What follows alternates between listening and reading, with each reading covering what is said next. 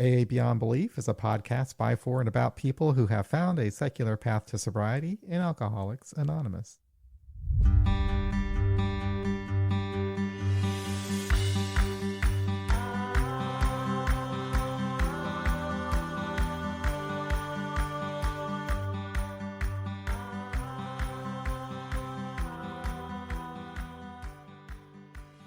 So I'm here with Mark K. from Connecticut, and he is going to share his story with us here on the podcast. It's been a while since we've done that, and so I'm looking forward to getting to know him through his recovery story, and we'll just let a conversation flow from there. Mark, how you doing? Welcome to AA Beyond Belief. Yes, I'm doing well, John. Thank you so much. And as I mentioned, I feel like I know you. I've listened to so many of your podcasts, and they have been so helpful to me. I'm truly grateful to you for all the effort you put into this stuff, and really grateful to be here. I never thought I could be a guest on this. I feel honored. I really do. So good to be. It's really good to be here. Well, thank you for saying that. I whenever I hear somebody tell me that they listen to the podcast, they like the podcast, it's always great to hear that, and that when it helps them.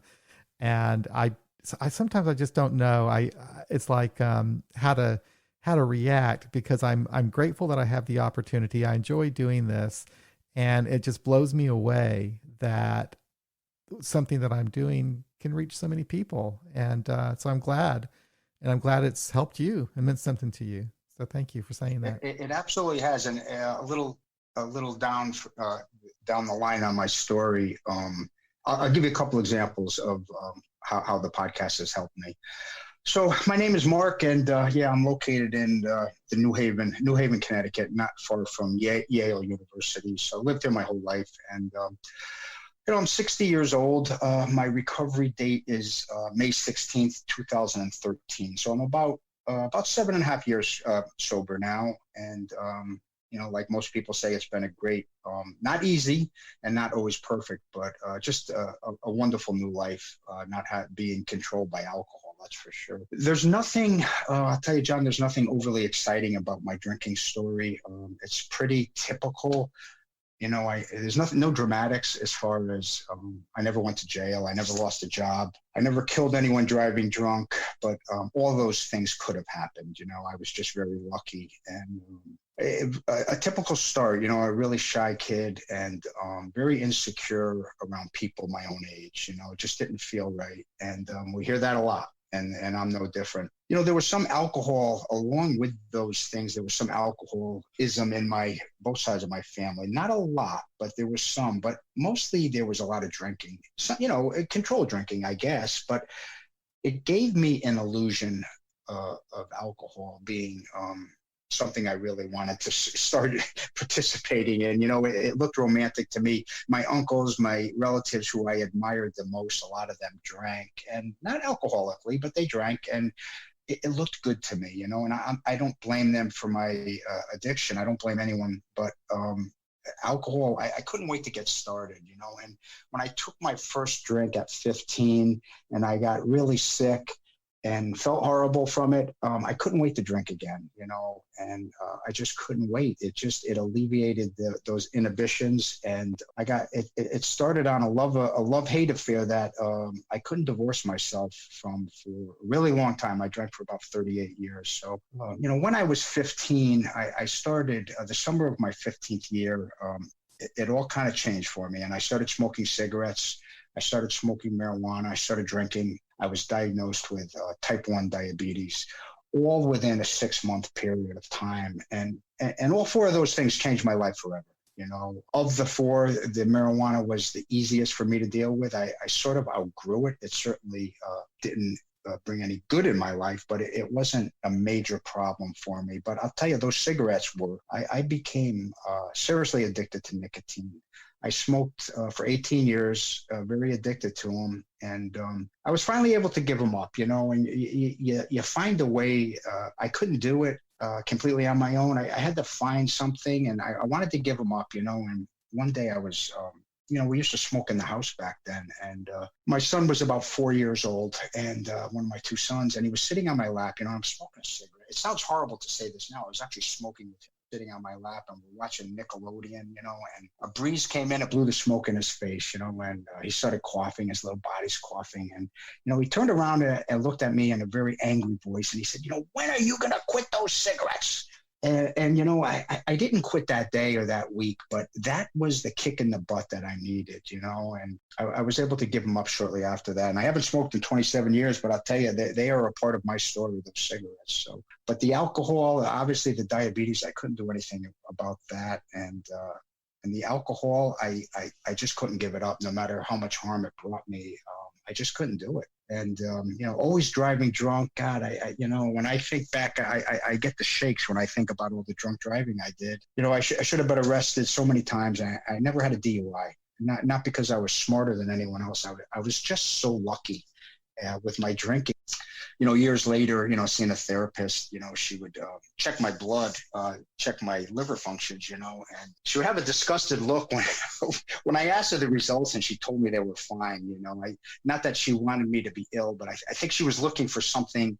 I needed a kick in the ass to get off of this booze, and I just couldn't find it. I really struggled with that. Interesting. So it wasn't like affecting you physically, really? It wasn't. Okay. Which is kind of amazing because, especially with the diabetes. I know. I thought it would definitely impact the diabetes. It should have. And, I'm on insulin, I'm a type 1. I'm on insulin that whole time. And the fact that I never overloaded a syringe in drunkenness is truly amazing. So very fortunate. I was very fortunate. Yeah, really fortunate with that.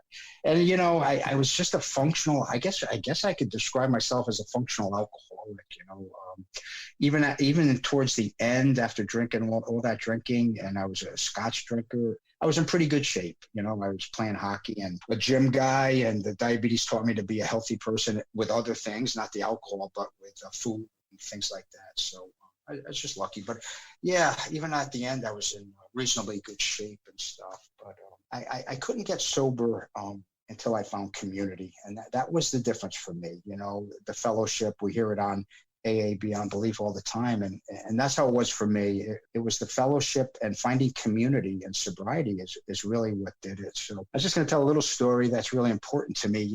So I started all these things when I was 15, and, I was never much of a student in school. I didn't do too well. I had a lot of trouble concentrating. No matter how hard I tried, my mind would wander, and the drinking didn't help this, but this was in place before I started drinking. I just wasn't a student, couldn't concentrate. So not much chance of me going to college or any of that stuff. So I was a senior in high school, well established as an alcoholic at that point. It was the springtime of my senior year. So I went into I think it was a social studies class. I went into class one morning, and there's this strange fella sitting at the teacher's desk. And the teacher's standing next to him, and they're chit-chatting. And, I'm curious as to what this is all about. And the bell rings, and the teacher introduces this fellow as a representative of Alcoholics Anonymous. Oh, wow. Interesting. And this was, John, this was 42 years ago. And I remember this guy. I remember how he was dressed. I remember how he looked. I remember some of the things he spoke about. But what I remember most about this guy is that he was not a great speaker. Really? He was not riveting. He was not captivating. He was not a great orator. I could probably describe him by memory as maybe stoic would be the right word. But that guy held my attention like no teacher ever did. I was mesmerized. I was mesmerized listening to him, and there was such a connection. I remember looking at my watch, wishing the 50 minutes could continue a little longer so I could listen to him a little longer, And after I heard that fella speak to me that day, I continued to drink alcoholically for 34 more years, And I understand how a person not familiar with recovery would probably think that guy failed me. I was in an alcoholic condition. Here he comes representing a sober society. I listened to him, and then I go off and drink for all those years. But, when I finally got sober at 53, a funny thing happened. I started thinking about that guy a lot. He kept popping into my head. It was like he remained in the back of my brain in remission somewhere all those years, and I came to realize that he had helped me, it just took me a long time to realize it, but he put something in me And I get emotional talking about it.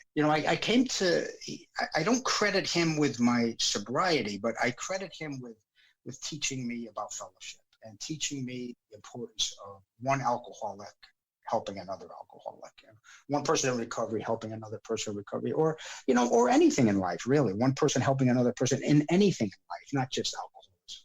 And he taught me that, and I didn't know it for a long time, but I came to realize it, and I'm really grateful to that guy. Grateful that he didn't stay anonymous. Some people stay anonymous for the right reasons, but he exposed himself and he took a chance, and I'm grateful that he did, because it helped me. So yeah, he played a role in my recovery. Yeah, it's cool. It's like he planted the seed, they say. I had people like that too growing up. I had an aunt who I loved. Actually, she really wasn't an aunt related by blood, but she was a good friend of my grandmother's. I called her an aunt. And I loved her very much. She was a great person. And she was a member of Alcoholics Anonymous. And I never, as growing up as a kid, I never thought too much about it. But I always had a favorable impression of AA because of her, because I loved her so much. And so, so that she was just one of a few sources that I had growing up where I had a knowledge of AA in my head, that I knew it was a place to go, if I had a drinking problem. And I had a favorable impression of it at the time. Yeah, that makes so much sense, because here you have a person you admire and like, and you're connecting them with sobriety. Yeah, of course, it makes total sense. So I finally did get sober, and I met a wonderful woman, and we got married at 24, and she stayed with me through it all. I have a couple sons, and thankfully they've never had any, so far I've never had any addiction issues. That could change very quickly, I realize, but yeah, I don't know if it's because they saw me or what, but so far they've been okay. So I'm really grateful for that. I wasn't a bad father. I was always the guy coaching the baseball team and stuff like that, but I was always drinking. There always had to be alcohol in me, no matter what I did. And yeah, it was, don't regret the past, but I'm glad I'm not there anymore. I'm sure glad I'm sober today. I truly enjoy sobriety. Yeah, not always easy, but I sure do love being sober. So what happened? Was there any dramatic incident that happened?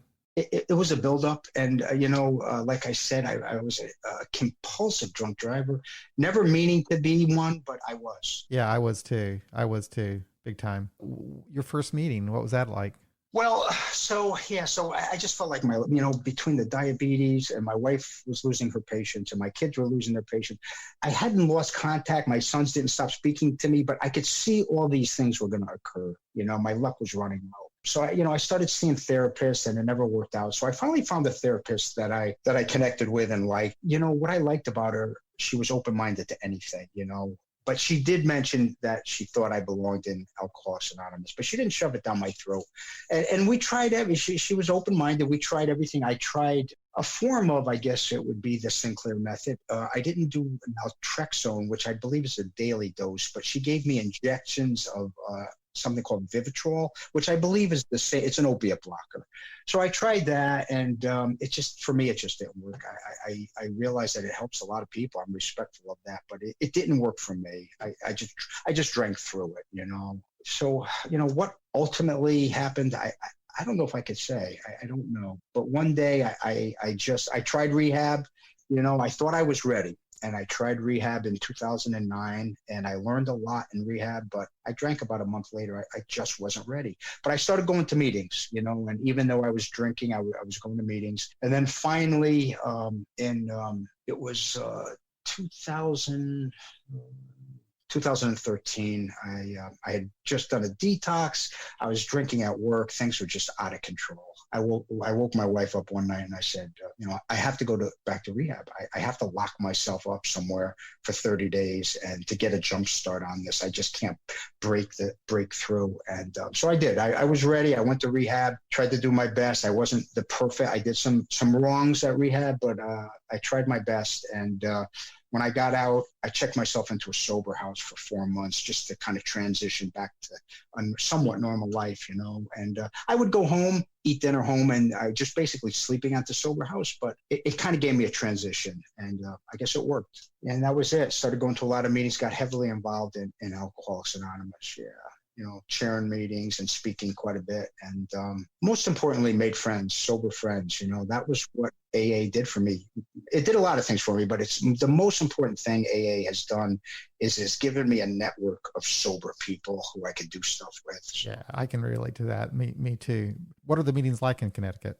I should say I've been to your meeting. I've heard you speak of your meeting, the Sunday morning meeting that you attend. Mm-hmm. Oh, did you go to that? And did I miss that?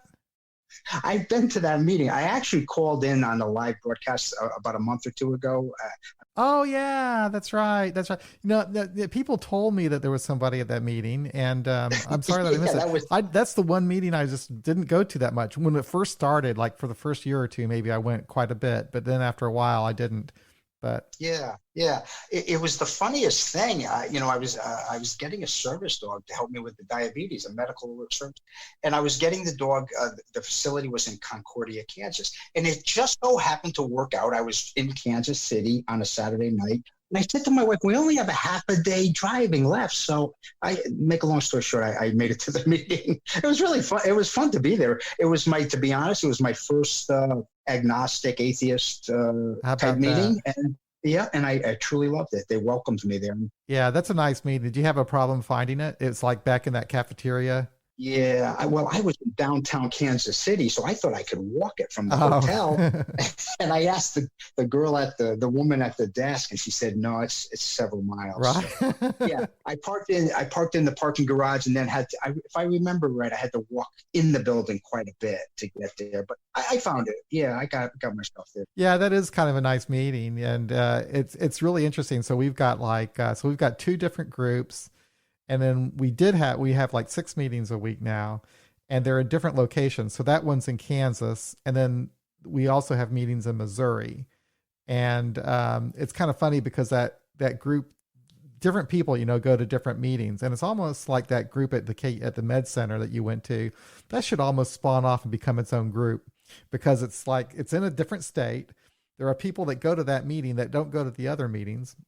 But the meeting is done fantastic. It's got a great location, and it's a nice meeting. Now we're meeting online because of the COVID thing. So that was your first agnostic meeting. It was. And the only other ones I've been on is because of Zoom. I've gone on that meeting a couple of times through Zoom. Yeah, they have, I'm not an atheist, but I certainly am a free thinker. And I found great help doing your meetings and your podcasts, and I'm really grateful for it. I forget what I was just going to say. Oh, they do have. I looked it up. They do have. What's the problem? Is it agnostic meeting? I don't even know. Secular meetings. They used to, for a long time, they called them agnostic meetings, and they call them now they call them secular. Secular. I looked it up, and there is a secular meeting in Connecticut, but it's in the It's in the northeast part of the state. It's like an hour and a half drive one way. So on a Tuesday night, it's just not practical. Otherwise, I would definitely. I met the guy that started that. Did you really? Yeah, oh, wow. yeah. He was at a conference in Hamilton, Ontario, and then a young woman that was going to our meetings in Kansas City, she moved out there, and is now going to that group. Oh, okay. Oh, that's interesting. Yeah, someday I'll get up there, but it's kind of far. I hear you. So yeah, so I did get sober. So I just want to touch on, I really use multiple pathways. Certainly AA is at the top of the list, but I'm a person who can't stay sober just with AA. I need a lot, so I really use a lot of things. And, I use AA, I use, Dharma recovery. It used to be refuge recovery. It's now called Dharma. Why did they change the name? I don't know the details, but real briefly, I'll just say there was some issue with the founder, Noel, something or other. There was some kind of an issue. I don't know what happened or who's right or who's wrong. But so the group that I use just broke away from Refuge. It's basically the exact same thing. And Dharma means community, right? I believe it does. Yeah. It's like a Buddhist type of structure. Yeah. I have a friend in KC that helped start the refuge recovery meeting here. Actually, he didn't start it, but he kind of rescued it because the person who started it left, and it was going to die if no one carried it on. And I had him on a podcast, and he talked about it. There's a lot of good stuff in there.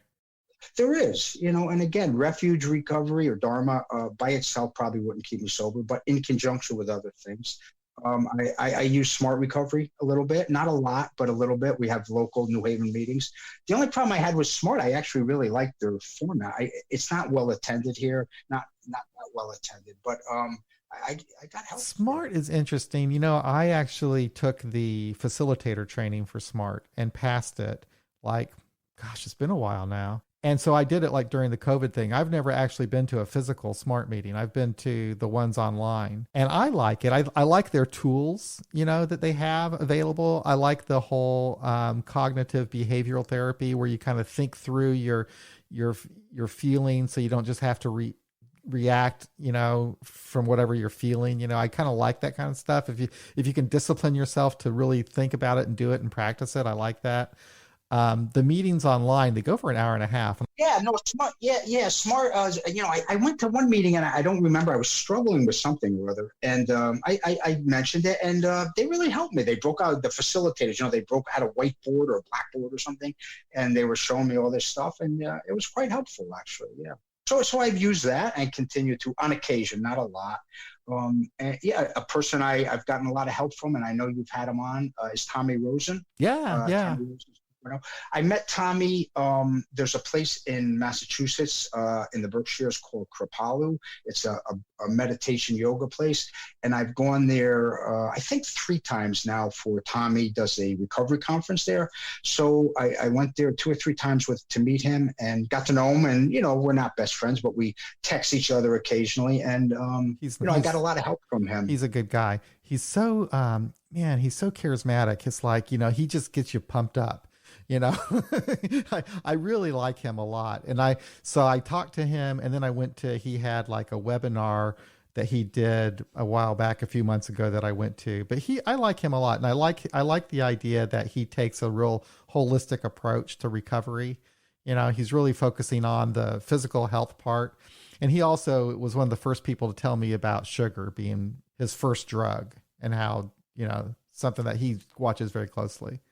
Yeah. Oh, he's extremely healthy. Yeah. Oh, yeah. And I like everything you just said. I like him for those same reasons, Mm-hmm. So I've been to his up to that Kripalu several times, and 2 or 3 times for him. And I met another person there. I don't know if you're familiar with a woman named Nikki Myers. And she invented or developed this Y12SR. I don't know if you've ever heard of that.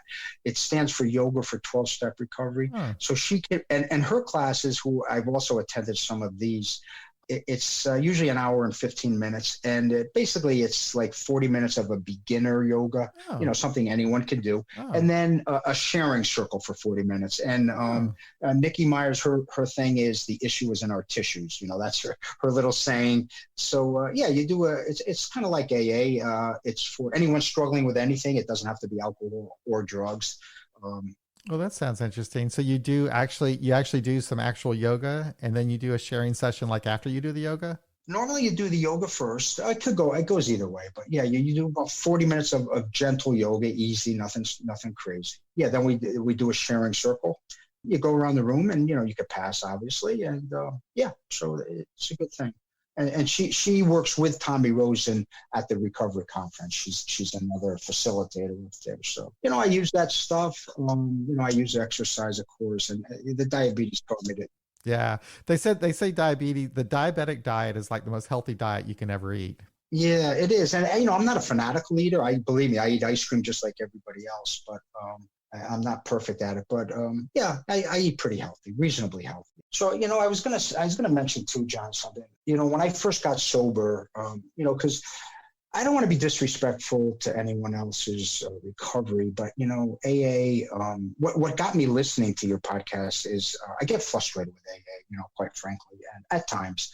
And I try to remind myself. I do remind myself every day. I need to be respectful of other people's recovery. What works for them is fine, but I have to find my own path, and definitely identify as a free thinker. And so anyways, the meetings here are not always, but almost every meeting has something to do with the Daily Reflections book. I know, I hate that. I don't like that book. I'm not, hey, listen, I'm not a fan. I'm with you, brother. I am with you. My home group uses it as our topic. It's just every meeting. It's way too religious. Oh, dear God, it's too religious. It's way too religious. I'm a believer and it's too religious. But I was going to tell a little story about the Daily Reflections. Okay. When I got out of rehab and I checked myself into that sober house, I started a little routine every morning. And I would get up. I'm a pretty disciplined person. I would get up early every morning. I'd make my bed in the sober house, and I would read the Daily Reflections and the 24-hour book. And I did this every day. And I did a lot of other things, but that was the way I started my day out. I got sober and I stayed sober. So I didn't take it lightly. But so I'm reading these books every day and I go through them. And I'm doing this for like maybe 3 years, So I've been through the book 3 times, say. So one day I say to myself, I hate this book. I can't stand this book. So I was like, I guess there's certain people in AA would say, well, you learn to like it or something. But I said, why should I do that? To myself, I'm saying, why should I do that? So I looked around and I found a couple other daily readers that related to me better. One of them being the Beyond Belief. Yeah, that's a good one. That's good. That's one of the 2 I read, that one and another one for men's meditation or something. So I started reading these 2. I stopped reading the religious ones and I started reading the 2 new ones that better suited my personality. And, John, I stayed sober. Nothing changed. I stayed sober.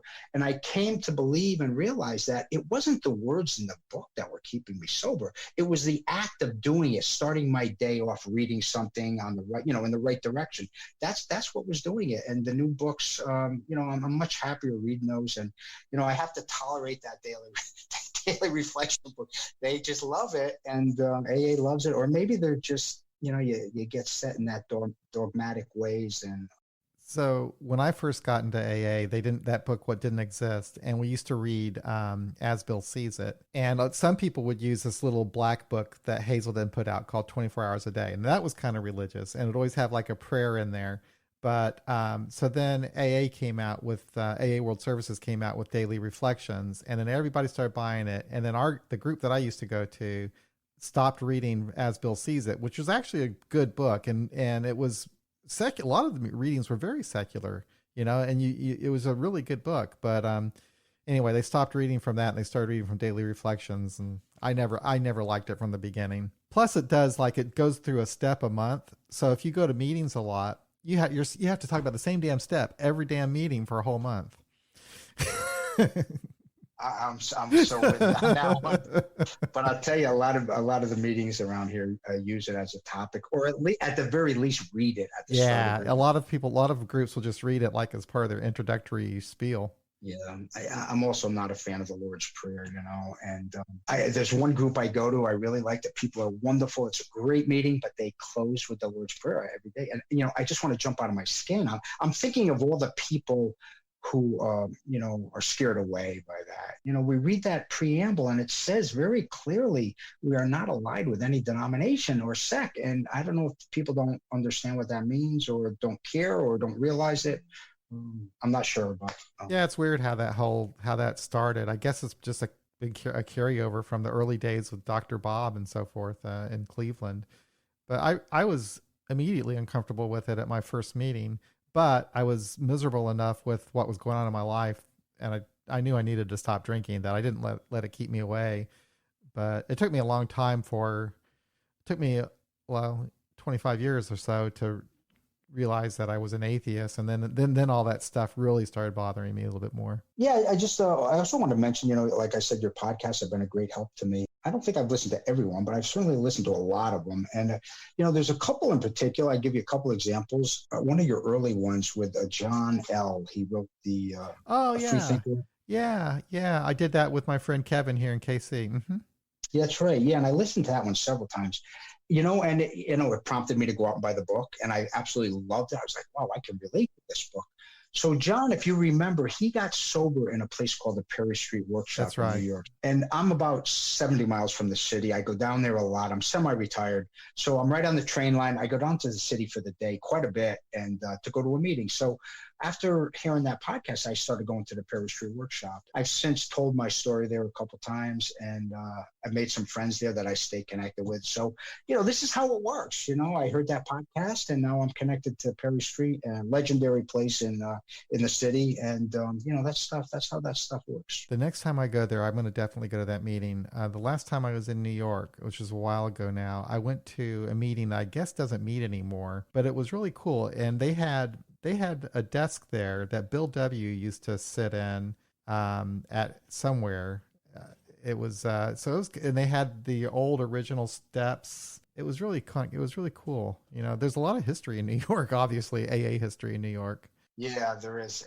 And a lot of secular meetings, they tell me, but I wanted to try one, but they're always at night, and I'm usually there during the day, so it just hasn't worked out. And I didn't go to the one I went to wasn't secular, but it didn't seem that bad. They didn't do the Lord's Prayer. They did the Serenity Prayer, but they were lovely people. I mean, they were really nice people. I had enjoyed the meeting. So generally speaking, the meetings that I attend do not use the Lord's Prayer. Other than that one I mentioned, it's not common here to use the Lord's Prayer. It really isn't. It's usually, it's almost always the Serenity Prayer. And I actually still use the Serenity Prayer on occasion. I mean, even though I don't believe I'm praying to anything, I do like the concept of the prayer. We used it as a topic recently, and that was kind of like how I shared, just kind of what you said. I said, even if you're an atheist, if you just remove the first word, the first word is God. If you take that away, it's just a really practical. It is a verse, if you want, or whatever.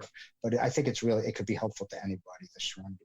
I used it as an affirmation for a while. I think I took out, I said, I have the serenity, rather than like I'm asking anything to give me serenity. I would just say I have it. And it's just like for me telling me, okay, I've already got it. Just kind of get in touch with it, but it's just the whole concept of it is just a good way to live one's life. But, because I got into the program when I was in my 20s, and it's been like the majority of my life I've been in this AA thing. So that prayer has always been a part of my repertoire, I guess. And so it just is a calming thing for me to hear it, and if I'm ever really agitated, I might say it. There are some hardcore atheists that would probably hit me for that. I don't know. It makes sense. What you're saying makes sense to me. Yeah. So. Well, I mean, it's just like something that brings it's just a repetitious thing anyway. Is there anything that has surprised you about being sober? I'm not quite as bored as I thought I was going to be. That's not to say I don't have moments. You found ways to fill your time. Absolutely. And, diabetes takes some time every day of my life. I follow an exercise program. I go to a meeting in normal times, not in COVID times. If I'm not working, I go to a meeting every day. But I have friends in recovery that we connect with, and whether it's a visit or a coffee or just a text message. So that stuff has really filled up a lot of my day.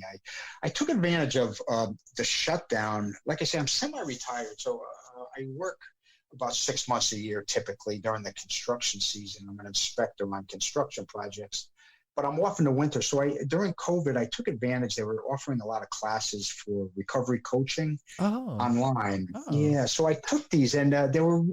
I don't know if I'm ever going to be a recovery coach, but even if I'm not, I got so much out of these classes, and all about multiple pathways, not just AA, whatever works for you, and being aware of all the different things you can use to stay sober, and ethical training and stuff. So I really got a lot out of them. Yeah. Cool. Yeah. I was thinking about doing something like that myself. After I did the SMART training almost for the same reason. I didn't think I was ever going to start a SMART meeting or do anything with SMART. But I thought, I just want to understand it. I just want to know how it works and learn something, from it. And maybe I could incorporate some of those tools. So, yeah, I think that's great to do stuff like that. Yeah, this recovery coaching, my therapist actually told me about it, when I procrastinated about taking it. So to start out, it's a week-long class, and then they offered it online. And because I was home, they offered some other classes. So I was able to get all the credits, classroom credits I need to get certified. but it also requires 500 hours of either volunteering or working in the field to get state certified. It's a big thing to get state certified because then you're billable to an insurance company. So I don't know if I'm going to go that far with it. I honestly don't know, but it's a big thing in Connecticut, this recovery coaching, and they have them in hospitals in the emergency room. They also we have places where these recovery coaches go to the person's house, like twice a week or something. It's in demand, and I don't know. I guess it's working. It's helping. Yeah. Yeah, I know they have a similar program in Missouri, but I don't know the details behind it. But yeah, it's kind of it's a good concept. It's just, getting it's almost like a peer, somebody who has kind of been down that road and has some information that could help you. And I think that people might be more likely to relate to the person, more rather than some doctor that comes in and tries to prescribe or whatever. Yeah, right. And maybe hasn't been there. Hasn't been there. Doesn't have the exact the personal experience, which really means so much. Yeah, I think you kind of nailed it. That's basically what it is. And I actually did a little volunteer work at the hospital a few years back, meeting with people who were admitted with some kind of an alcohol or drug issue. Yeah, now they have them. Actually, people do it as a job, and so I got that stuff going. I don't know if I'm going to follow through with it as a job. I may not, but it was still a good experience. Yeah, it helped my recovery. Every little thing I do, I feel helps me. Every being on this podcast, this keeps me sober today. I'm not going to drink today because of this podcast. So, well, your recovery program is very modern. That's what that's what I'm hearing that people are using now, is just multiple sources. Some people like to read recovery memoirs. Some people like to, do different types of support groups. A lot of people have online, groups that they attend. And now, of course, with COVID, that's the big thing. How have you been dealing with COVID? Yeah, I'm okay. Everybody in my family's okay health-wise, and as far as recovery goes, I started doing the Zoom meetings. I'm back to work now. I'm actually working now, and I'm outside, and hopefully it's safe. But so my meeting count is down. But when it first started, John, I was doing a couple a day. I was home. I didn't have much to do. So the Zoom meetings, while, I prefer face-to-face meeting, but they really saved my butt. Those Zoom meetings, those Zoom meetings were really helpful.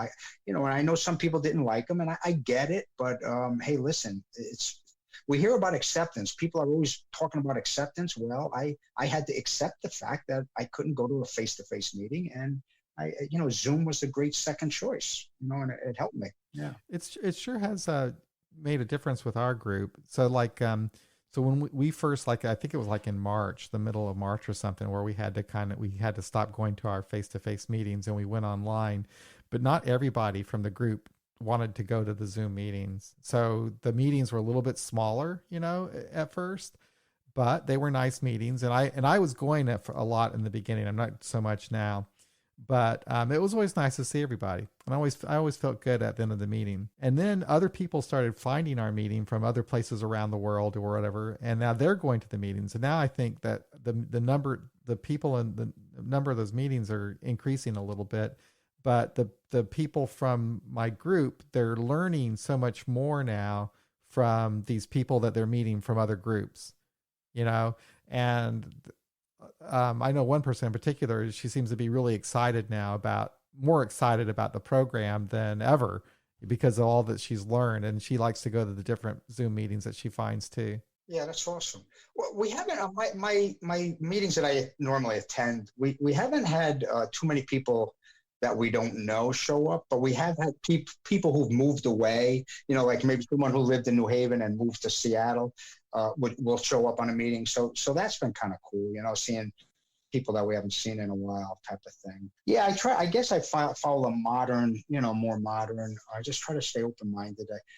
I gave this analogy to someone once, and I said, believe me, I love and respect AA as much as anyone, but think about if I was diagnosed with, say, stage 4 lung cancer, right? And I go to my oncologist, and the oncologist says, I've got a really small group of people who recovered from stage 4 lung cancer in 1939. So that's the path I'm going to follow. Right. I'm going to that's your path.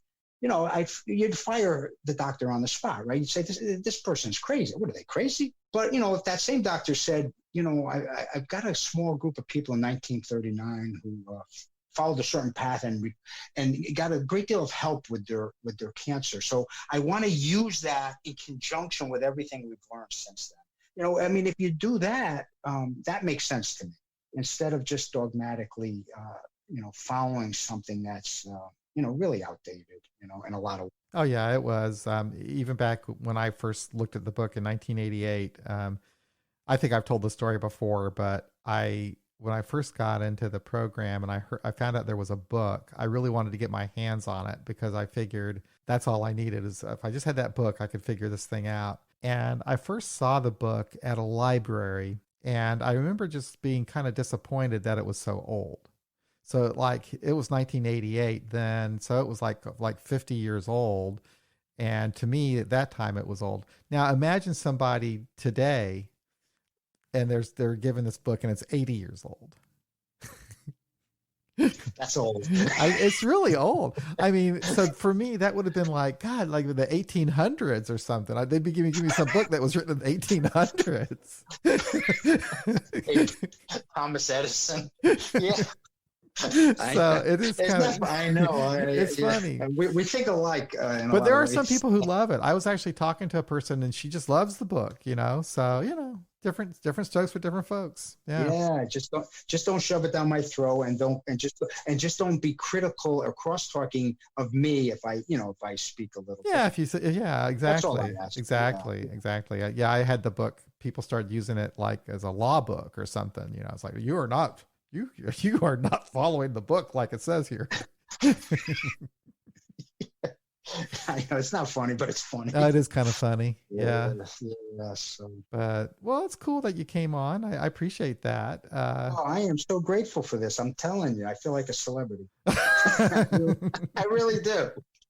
And like I said, I found that Perry Street workshop through your podcast, and I found enjoyment listening to him. I remember one in particular, it really had me laughing. I think the fella's name was Chris, but he was from Canada.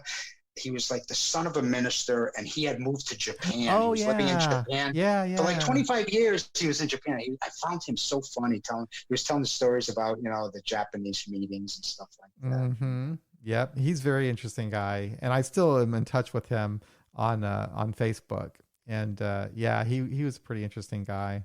It was fun to learn about what in Japan. I remember him telling me that they got all the back to basics people went to Japan, and I guess they came in from California, so they had a lot of really conservative, hardcore, big book thumping meetings in Japan, and that kind of surprised me. I wasn't expecting that. That's shocking to me. Yeah. I remember him saying they had, when he first got there, they like a Coke machine, they had beer machines. Right. Yeah, I forgot about that. Yank out your Budweiser from the soda machine. That's crazy. I know. That's all I need. Thank God we didn't have that. Yeah. Well, I love doing it. And all the people that I've talked to over the years, their stories are still in my head. Well, thank you. Thank you so much for coming on. So I'm going to go ahead and play the music to get us on out of here. Thank you for listening. This is another episode of AA Beyond Belief, and thank you, Mark. It's been great talking to you. So if you'd like to support our site and podcast, you can do that in a couple of ways. Become a patron. Visit our Patreon site at patreon.com/AA Beyond Belief, or you can go to our website, aabeyondbelief.org, and click on the donate button, or paypal.me/AA Beyond Belief. But of course, I know right now, a lot of people don't have money, so it is totally okay if you don't give anything. We're going to be okay anyway. So you all just thank you for listening. We'll be back again real soon. Thank you.